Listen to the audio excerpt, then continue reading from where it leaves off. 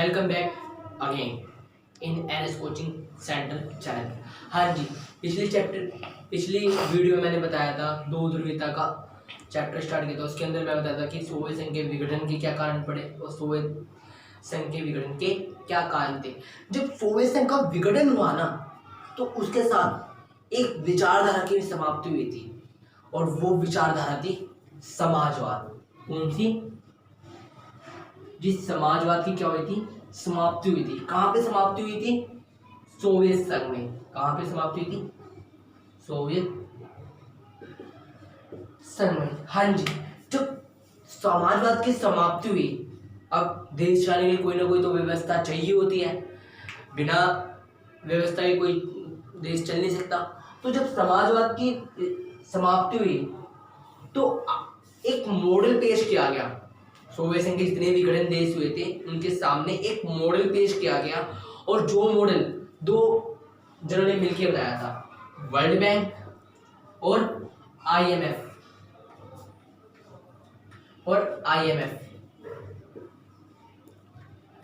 World bank international monetary fund, अंतरराष्ट्रीय मुद्रा कोष। हाँ जी, इन दोनों ने मिलकर एक मॉडल बनाया था जिस मॉडल का नाम था शॉक थेरेपी। क्या था? शॉक।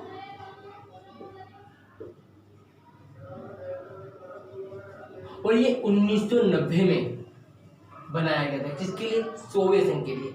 मतलब शॉक थेरेपी का मतलब होता है अज्ञात पहुंचाकर उपचार करना। अज्ञात पहुंचाकर उपचार करना। जैसे लोहा होता है ना, उसका आकार बदलना होता है तो उसके ऊपर क्या करना था? प्रहार करना होता है। और जब प्रहार करते हैं तो उसकी शेप भी क्या होती है? पहले लोहा गर्म होता है, फिर उसके ऊपर प्रहार किया जाता है और उसकी शेप क्या होती है? चेंज होती है। ठीक उसी प्रकार सोवियत संघ का भी हमारे को क्या करना था? इलाज करना था।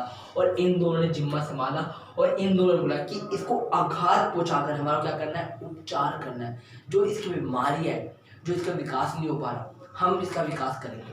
और उस पूरे मॉडल का क्या रहता है? Shock therapy.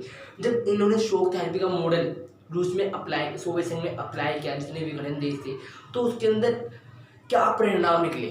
सोवियत संघ के शॉक थेरेपी के क्या परिणाम निकले? आइए जानते हैं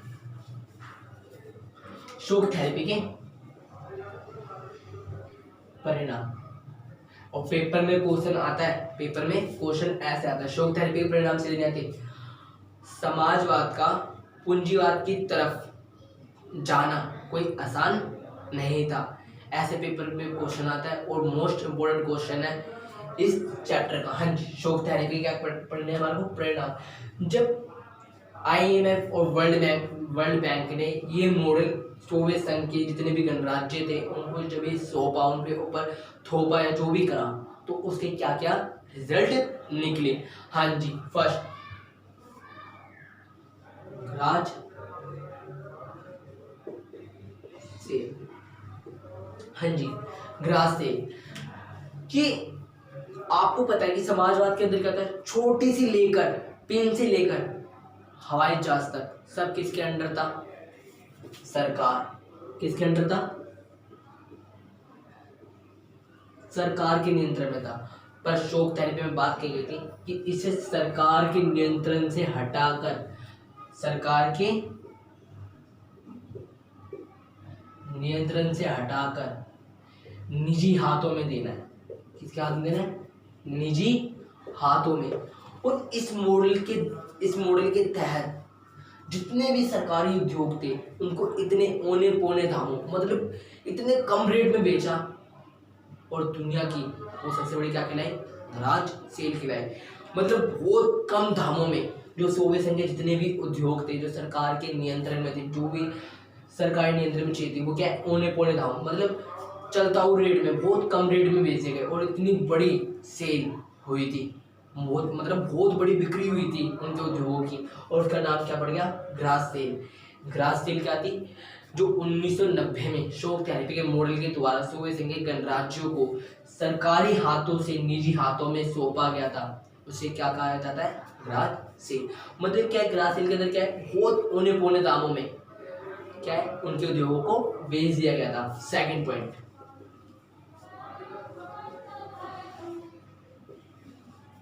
अधिकार पत्र। हाँ जी। अब सरकार ने एक पॉलिसी बनाई कि गरीब लोगों का क्या हो सके, कल्याण हो सके। तो उन्होंने हर नागरिक को, अपने जितने भी रहने वाले नागरिक थे उनको, हर नागरिक को उद्योग खरीदने, जो भी सरकारी नियंत्रण की चीज़ थी उसको खरीदने के लिए क्या दे दिया, अधिकार पत्र दे दिया कि आपके पास ये पत्र है, आप ये पत्र लेके आओ और जिस दाम पर अधिकार पत्र में लिखा है उसी दाम पर आपको वो चीज़ मिल जाएगी। पर हुआ कुछ ऐसा कि जो किसान लोग थे उनके पास इतने भी पैसे नहीं थे कि वो ढंग से उस उद्योग या उस इंडस्ट्री को परचेज कर सके। तो उन्होंने क्या करा, उसकी काला बाजारी कर दी। जो अधिकार पत्र मिला था सरकारी चीजें खरीदने का, उसकी क्या कर दी, काला बाजारी कर दी। मतलब बड़े बड़े उद्योगपतियों को बेच दिया, अमीरों को। और अमीरों ने क्या है, उनके अधिकार पत्र को खरीद कर और बड़े बड़े उद्योगों पे अपना क्या कर स्थापित के लिए वर्चस्व स्थापित कर लिया। तो अधिकार पत्र का क्या होता है, दुरुपयोग होता है। किसके तहत, शोक थेरेपी के तहत। दूसरा परिणाम हमारा ये निकला था। और थर्ड, रूसी मुद्रा में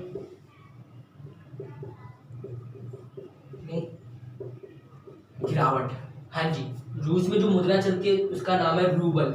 क्या है, रूबल। जैसे भारत में रुपया चलता है वैसे रूस में क्या चलता है, रूबल। हाँ जी, जैसे ही समाजवाद की समाप्ति हुई उधर की जो अर्थव्यवस्था थी वो तहस नहस हो चुकी थी। जिसके तहत क्या था, जो उधर रूस के अंदर महंगाई क्या थी, बहुत ज़्यादा बढ़ने लगी थी। और जो उधर की करेंसी थी उसकी वैल्यू क्या है, दिन प्रतिदिन क्या है, घटती जा रही थी।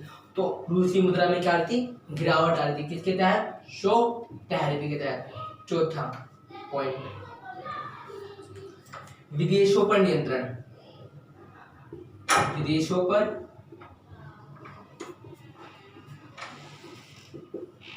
हाँ जी, विदेशों पर नियंत्रण। जैसे पूंजीवाद की समाजवाद की समाप्ति हुई और जैसे पूंजीवाद को लाया गया, वैसे ही क्या विदेशों पर नियंत्रण, मतलब विदेशों पे क्या आ गई, निर्भरता आ गई। कैसे, क्योंकि जो कृषि क्षेत्र था उसकी पूरी तरह क्या कर दी, समाप्ति कर दी। अब ज्यादा किस पे ध्यान देना था, उद्योगों पर। और उद्योगों पे ध्यान देने के चक्कर में कृषि की क्या हो गया, सत्यानाश हो गया। मतलब जो देश खाद्य वस्तुएं इतनी ज्यादा उत्पादित करता था, आज वो क्या हो गया था, दूसरों से खाद्य वस्तु मांगने के लिए क्या हो गया था, निर्भर हो गया था। मतलब इतनी बुरी कंडीशन हो गई थी। किसके तहत, शोक थेरेपी के तहत। पांचवा, बेरोजगारी। हाँ जी, और यहाँ पर क्या थी, बेरोजगारी। बहुत ज्यादा बेरोजगारी क्या है, बढ़ गई थी। क्योंकि जो अर्थव्यवस्था थी वो पूरी तरह तहस नहस हो चुकी थी और लोगों के पास क्या नहीं था, रोजगार नहीं था। क्योंकि अभी अर्थव्यवस्था विकसित होने में बहुत ज़्यादा टाइम था। पूंजीवाद को आप सोचो, आपको यहाँ पे किसी घर में रहते हो आप और एकदम वहाँ से आपको हटा के दूसरी घर में भेजा है तो वहाँ पर मन लगना, बहुत समय लग जाएगा मन लगाने में। ठीक उसी प्रकार समाजवाद को छोड़ के जब पूंजीवाद को अपनाया तो पूंजीवाद एकदम ढल नहीं पाया उसके अंदर। तो जिसके क्या बहुत सारे बुरे परिणाम भुगतने पड़े थे। उसमें से क्या थी, एक बेरोजगारी। और सबसे बड़ी दुखदाई जो कारण था शोक थेरेपी का, वो था लोकतंत्र का अभाव। लोकतंत्र का अभाव, हाँ जी, लोकतंत्र का अभाव। अब हुआ क्या यहाँ पर, सोवियत संघ के जितने भी 15 गणराज्य थे जो अलग हुए। और याद रखना, सोवियत संघ से सबसे पहले गणराज्य कौन सा अलग हुआ था, यूक्रेन। कौन सा अलग हुआ था, ये ऐसा देश था जो क्या है, सबसे पहले सोवियत गणराज्य से क्या होता, अलग हुआ था। हाँ जी, छठा पॉइंट है लोकतंत्र का अभाव। जब सोवियत संघ का विघटन हुआ, जितने भी देश अलग हुए, अब उनके अपनी सरकार और अपना संविधान बनाना था। तो उन्होंने क्या करा, इतना जल्दबाजी में अपना संविधान बना डाला। मतलब बहुत जल्दबाजी करी उन्होंने संविधान बनाने में। और जल्दबाजी के चक्कर में राष्ट्रपति को इतनी सारी शक्तियां दे दी, और जिसके कारण में राष्ट्रपति अपने आप को क्या समझने लगा, भगवान। और जिसके तहत वो क्या करने लगा, लोगों पर तानाशाही करने लगा। तो उधर क्या था, वास्तविक लोकतंत्र का अभाव था। कुछ ये क्या थे, शोक थेरेपी के परिणाम थे जो कि, हाँ जी, ये थे शोक थेरेपी के परिणाम। अब आपको पता चलेगा कि जब समाजवाद से पूंजीवाद की तरफ गए तो रूस को कौन कौन सी समस्याओं का सामना करना पड़ा था। हाँ जी, अब जानते हैं जब सोवियत संघ का विघटन हुआ तो भारत जैसे देश में हमारे देश पर क्या प्रभाव पड़ा, आइए जानते हैं।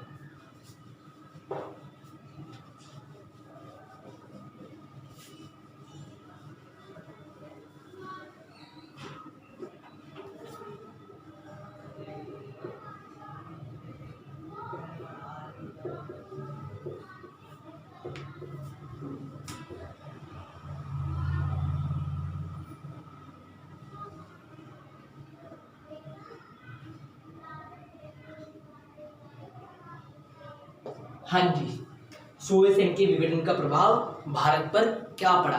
हाँ जी, जानते हैं पहले नकारात्मक प्रभाव। नकारात्मक प्रभाव ये बताओ, सोवियत संघ के साथ भारत के जो संबंध थे बहुत ही मैत्रीपूर्ण थे, क्योंकि 1971 में जब इंदिरा गांधी ने बांग्लादेश के साथ जो पूर्वी पाकिस्तान था उसके साथ जब युद्ध किया था तो उस समय हमारी सहायता सोवियत संघ ने ही की थी। मतलब शुरुआत से हमारे संबंध सोवियत संघ से क्या थे, बहुत अच्छे थे। पर जानते थे सोवियत संघ का विघटन हुआ तो उसके क्या क्या प्रभाव पड़े हमारे पे। सुरक्षा का खतरा, सबसे पहले क्या, सुरक्षा का। अब क्योंकि एक दोस्त है हमारा शक्तिशाली, अब मान लो मेरा कोई दोस्त है शक्तिशाली और उसके दोस्त की गैंग बहुत बढ़िया है और मैं तो बड़ा फूल के चलता था, अब कुछ होगा, ये है ना मेरे दोस्त बचाने का। पर हुआ कुछ ऐसा कि उस दोस्त की गैंग क्या कोई टूट गई और जो उसका दुश्मन था, मतलब दो ध्रुवीयता चल रही थी, मतलब दो महाशक्तियाँ थी, एक सोवियत संघ और दूसरी यूएसए। अब पूरी दुनिया पर क्या शुरू हो गया, तो यूएसए का वर्चस्व स्थापित हो गया था। तो अब भारत जैसे देश को भी क्या लगता था, डर लगने लगा था, जिससे अमेरिका से, क्योंकि अब अमेरिका ही एकमात्र विश्व की क्या रह गई थी, शक्ति रह गई थी। तो भारत को क्या था, भारत की सुरक्षा को क्या था, खतरा उत्पन्न हो गया था। सेकंड पॉइंट, पूंजीवादी हस्तक्षेप।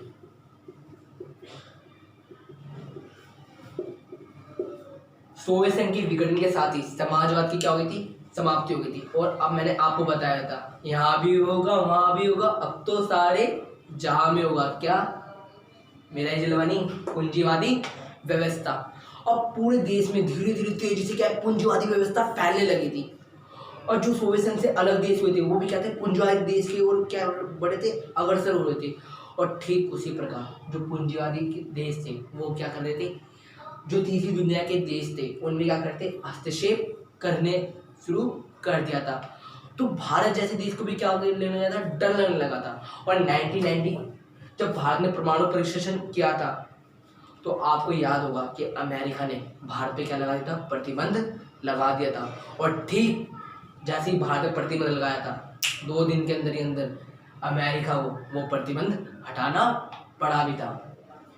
तो जानते हो अगर सोवियत संघ होता तो अमेरिका की इतनी हिम्मत ना होती कि हम पे क्या है प्रतिबंध लगा देता। पर क्यों उसने प्रतिबंध लगाया, क्योंकि पूरी दुनिया पे क्या था, उसका वर्चस्व था। थर्ड पॉइंट, हाँ जी, थर्ड पॉइंट, रूस के साथ संबंध। रूस के साथ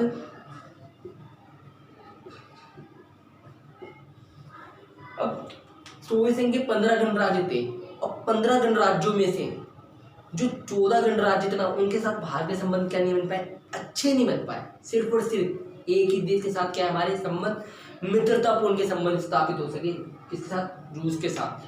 तो ये हमारे लिए बड़ी दुखदायी की बात थी कि जो 15 गणराज्य एक समय हमारे लिए खड़े थे, आज सिर्फ उसमें से एक ही देश क्या हमारे साथ खड़ा था।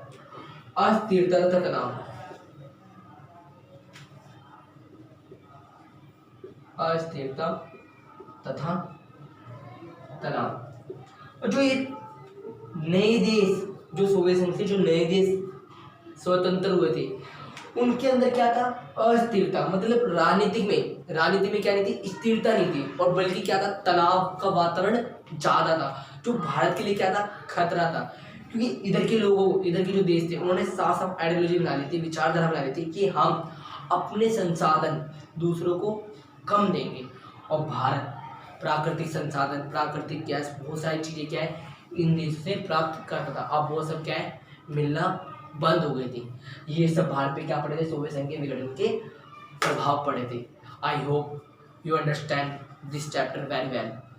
इसी के साथ ये चैप्टर होता है खत्म।